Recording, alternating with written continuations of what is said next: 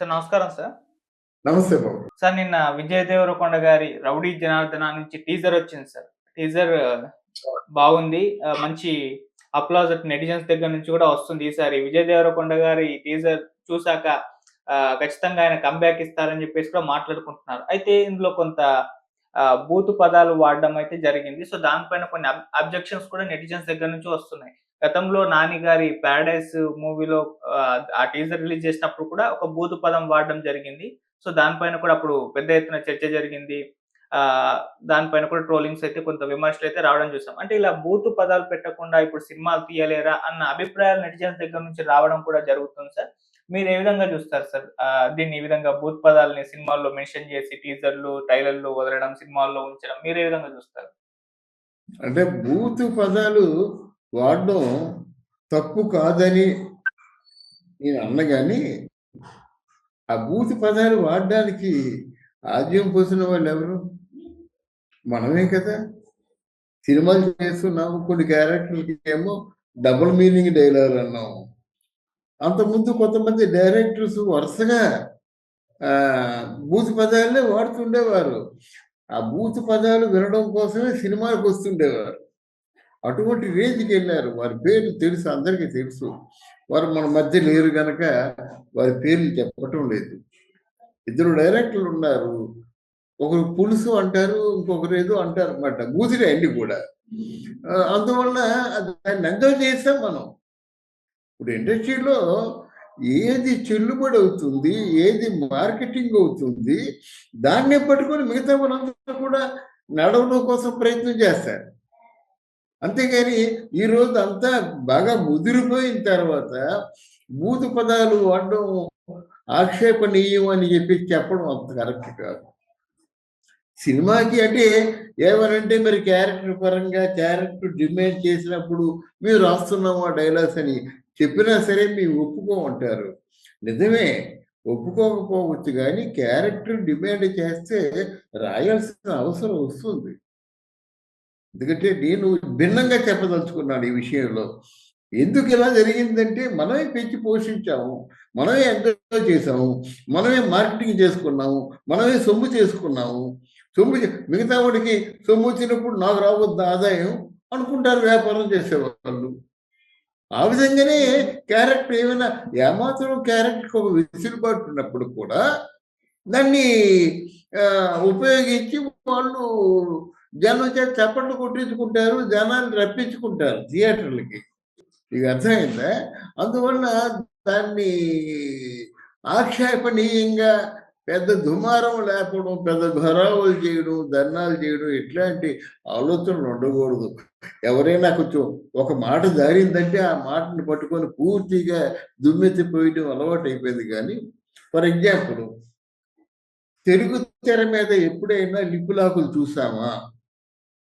ఇదే ప్రశ్న వేస్తున్నాను, సూటిగా వేస్తున్నాను. ఎవరైనా లిపులాకులు పెట్టుకున్నారా? అమ్మో, ఇంకేమైనా ఉందా అనుకునేవారు మొదట్లో. ఈరోజు లిపులాకు సర్వసాధారణం అయిపోయింది. మొదట్లో దీని గురించి కొంత ఇన్ఫర్మేషన్ ఇస్తాను.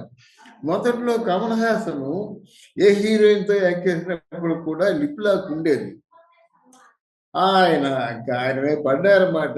ఏంటి ఇదంతా అన్యాయం, ఇదికేంటి వ్యసనం, ఏంటి యావ అని చెప్పి పడ్డారన్నమాట. మరి అప్పుడు ఆ రోజు కమల్ హాసన్ చాలా నిందలు మోసాడనమాట. ఎందుకంటే సినిమాలోకి ఇంట్రెస్ట్ ఉండదు కానీ నేను చేస్తున్నాను అన్నాడు. మిగతా వాళ్ళ విషయాలు కూడా పట్టించుకోలేదు. ఈరోజు లిప్పులాగా సర్వసాధారణం అయిపోయింది. మరి లిప్పులాగా బూతు మాటలకే మీరు ఇబ్బంది పడిపోయి బాధపడిపోతున్నట్టయితే మరి లిప్పులాకులు మరి వాళ్ళు వీళ్ళని పేరు చెప్పడం ఏంటి? సందర్భం వచ్చినప్పుడు అందరూ లిప్పులాకులు ఉన్నారన్నమాట. అందరూ వాళ్ళు ఎంజాయ్ చేస్తున్నారు. ఇప్పుడు ఆర్టిస్టులు ఎంజాయ్ చేస్తున్నారు, ప్రేక్షకులు ఎంజాయ్ చేస్తున్నారు. ఎవరో నా బోటోడు వచ్చి తెలుగు తెర మీద లిప్పులాకులా హవ్వ అసోస్మి అన్నాను అనుకోండి, బయటికి పోరా అంటారు.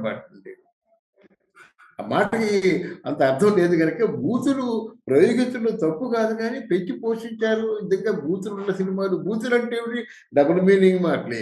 అందుకని అచ్చు బూతులు మాట్లాడరు ఎవరు. నువ్వు మాట్లాడితే వాడికి రాసేవాడికి మనస్కరించదు, చేసేవాడికి మనసుకి నచ్చదు, చూసేవాడు ఏదో చెప్పాలని చెప్పినట్టయితే అది సరికాదు.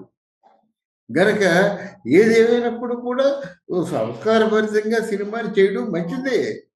ఇప్పుడు సందర్భం వచ్చినప్పుడు సినిమాలో కొంచెం ఏదైనా యాడింగ్ ఎలిమెంట్స్ ఉన్నప్పుడు, యాడింగ్ సన్నివేశాలు ఉన్నప్పుడు సినిమాకి ఇది బాగా ఉపయోగపడుతుంది నువ్వు అనుకున్నప్పుడు అంటే వాళ్ళ సౌలభ్యాన్ని బట్టి క్యారెక్టర్ డిమాండ్ చేస్తే మాట్లాడడం తప్పు కాదు. అంతేగా మొత్తం ఓవరాల్గా సినిమాలో ఒక అంత అచ్చు తెలుగు భాషలోనే ఉండాలి, భాష చాలా పరిపుష్టితో చాలా పరిపూర్ణంగా మంచి ఆ తెలుగుదనం ఉట్టిపడేలాగా ఉండాలి. ఇట్లాంటి స్లోగన్స్కి ఈరోజు అవకాశం లేదు.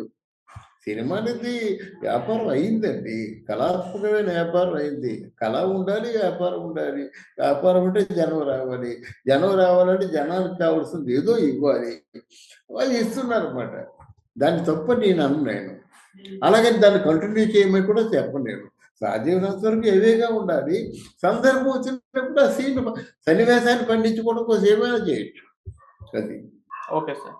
సార్ మరి ఇప్పుడు 'రౌడీ జనార్దన' విజయ్ దేవరకొండ గారి దగ్గర నుంచి వచ్చింది. మరి విజయ్ దేవరకొండ సినిమా అనేసరికి కొంత లేడీస్లో ఒక అట్రాక్షన్ ఉంటుందండి.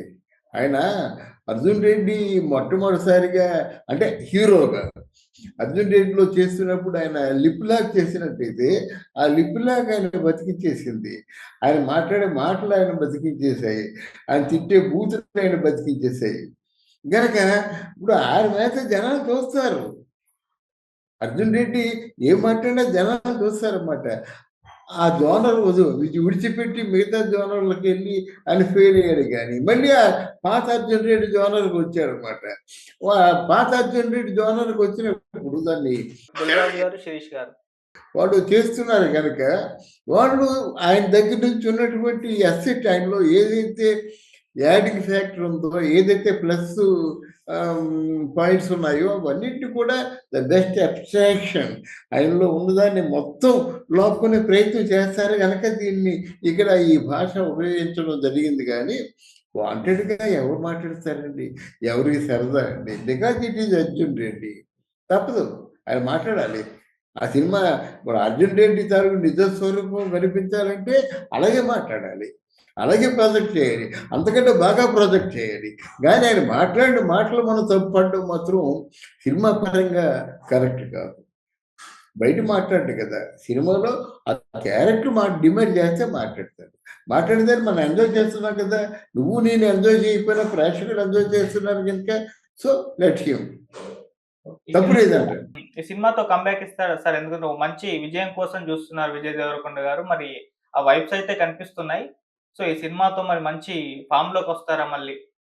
అన్ని బాగా కనిపిస్తున్నాయి కానండి. ఇక్కడ లైగర్లో కూడా విజయ్ దేవరకొండ చూసి నేను చాలా అద్భుతంగా ఫీల్ అయ్యాను. తెలుగు సినిమాలో ఇంత గొప్ప పర్సనాలిటీ ఉన్న హీరో ఉన్నాడా? ప్రభాస్ తర్వాత ఆయన కూడా మనం చెప్పుకోవడం జరిగింది.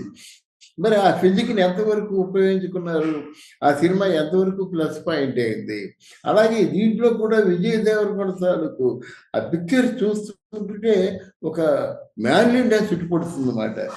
అందువల్ల ఈ సినిమా డ్రెస్ అవ్వాలి, బికాజ్ ఆయనకి దిల్ రాజు గారి తాలూకు హస్తవాసి, ఆయనకి మంచి టైం ఉంది కనుక దీన్ని డెఫినెట్గా సినిమా జనంలోకి వెళ్ళి జనానికి బాగా అట్రాక్టివ్గా ఉంటుంది అనుకుంటాను. తర్వాత ఆయనకి ఏదో నిశ్చితార్థం కూడా జరిగిపోయింది కనుక he is badly need of a good hit. తప్పకుండా మంచి హిట్ కావాలి. ఆ హిట్ కావాలని మనం కోరుకుందాం. Right sir, thank you so much sir. Thank you.